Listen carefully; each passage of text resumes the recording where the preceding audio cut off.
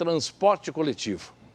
Essa semana o usuário foi surpreendido, né, sem aviso prévio, todo mundo levantou cedo para ir para o ponto, cadê? Não tinha ônibus, tal. E a gente sabe que está tendo um impasse entre a empresa e a prefeitura. A empresa pede uma ajuda, um fôlego.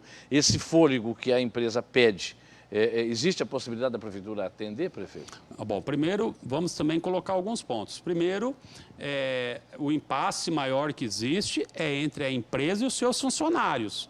Porque quem contrata um funcionário tem que pagar. Tem que pagar, né? Nós estamos aqui com a equipe da Band, os cinegrafistas trabalhando aqui arduamente, vocês precisam receber o salário. Então, você imagina um motorista trabalhando o dia inteiro, chegar no final do mês com um monte de conta para pagar e não receber o salário. Então, esse é um problema trabalhista entre a empresa e os seus funcionários. O que ocorre? A empresa alega prejuízos durante a pandemia. Caiu o número de passageiros. Sim, mas qual empresa no Brasil que não está com prejuízo? Todas. Então, o bar que está fechado, né? O comércio que vende roupa, né, o bazar, né, a padaria, o restaurante, está todo mundo com prejuízo. Por que a prefeitura vai ter que reembolsar o prejuízo da TCC, que ganhou sempre a vida inteira muito bem em Maringá? Então, na verdade, é complicada a situação. Algumas prefeituras socorreram as empresas. As grandes prefeituras, Curitiba, elas vêm São fazendo Paulo, isso, elas vêm fazendo isso porque já é um hábito nessas cidades o subsídio. Entendeu? Essas prefeituras grandes, porque na realidade o transporte coletivo ele está passando por uma dificuldade no Brasil. Né? Geralzão. Isso é geral, não é a TCC, é no Brasil em todo. Está sumindo o passageiro. Sumindo e o passageiro ele vai sendo desestimulado a ir para o transporte coletivo. Ele vai para a moto, ele vai para o Uber, dependendo se você andar em duas pessoas, dois colegas teus, dependendo do trajeto que você fizer para o Uber, mais barato que as duas tarifas.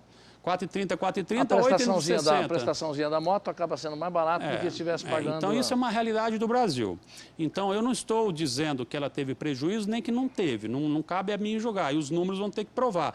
Até acredito que ela tenha tido prejuízo pela queda dos passageiros. Mas a discussão é o seguinte, por conta do prejuízo dela, a prefeitura vai ter que bancar o transporte? Né? Essa é uma discussão. Aí, mas São Paulo, Rio, Curitiba fizeram. De fato, algumas fizeram. Curitiba fez porque ele tem o subsídio da prefeitura já há muitos anos e do governo do estado. Que daí barateia a passagem para o... Exatamente. Né? Eu, por exemplo, se fosse para colocar recurso da prefeitura no transporte para abaixar a passagem, eu estou disposto. Mas o que eles querem é recurso para o prejuízo que tiveram. Então, se a prefeitura colocar lá 20 milhões que seja no transporte coletivo, não vai abaixar a passagem. Entendeu? Então não tem, é uma coisa muito complexa. E outra coisa, é o recurso público, né? Se você fizer uma consulta hoje na cidade e perguntar quem acha que deve socorrer a TCC pelo prejuízo dela, eu acredito que só o dono da empresa que vai pedir. Mas ninguém vai falar, essa é uma realidade nua e crua. Então a gente tem que tratar com isso, a gente trata com recurso público. Agora, o Tribunal de Contas do Estado entende que é possível fazer esse ressarcimento, agora está na Justiça. E também... Qual é o prejuízo? Mas na lei daria para a prefeitura ajudar? Não sei. Aí é uma discussão... Não, na lei pode até dar. A prefeitura na lei até dá. Nós fizemos o auxílio de juridicamente renda. É possível. É possível, mas moralmente, será que é o caso? E outra coisa, é um precedente que nós vamos abrir. Então, na verdade, a cada ano o município vai ter que colocar milhões no transporte coletivo, porque a tendência não é voltar a mais passageiros. Essa é uma verdade.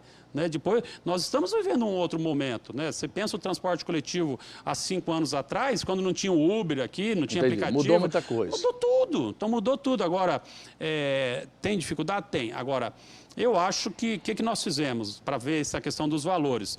A prefeitura contratou a FIP. Né? FIP é uma instituição econômica mais renomada do Brasil. Que a gente entra para ver o preço do carro. Aquela lá. Eles vão apontar, aí eles vão fazer uma avaliação do contrato e para verificar se realmente há algum prejuízo da empresa ou não. Mas aí também a gente precisa de pensar para trás, porque durante muito tempo ela teve muito lucro e também ela ainda tem lá para frente. Eu não sei, eu acho que se a situação está num momento tão grande que eu penso que a empresa tem que dar o boné, pôr o boné e tchau. Se ela não consegue pagar os funcionários, né, é fácil. Então a prefeitura banca o transporte. Então nós vamos bancar. Se é para pôr dinheiro para TCC, a gente banca. A prefeitura é o dono do transporte, né? O poder concedente do sistema é de responsabilidade da prefeitura o transporte público de passageiros. Só que lá no passado, o prefeito daquela ocasião terceirizou o serviço.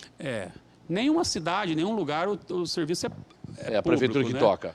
Na verdade, às vezes quando é gratuidade. Eu acho que Ivaiporã tem uns ônibus que rodam lá, mas a prefeitura que banca e não cobra nada de ninguém também. Existe uma discussão no país, e eu vou mais ou menos nessa linha, de que é o seguinte: o transporte coletivo ele tem que ser praticamente, o certo era nem cobrar o transporte coletivo, ele ser um serviço público a ser oferecido e o município bancar para estimular as pessoas ao transporte coletivo. Isso é uma discussão que existe em nível nacional, que pode ser que daqui 5 anos, 6 anos, 10 anos chegue a isso, né?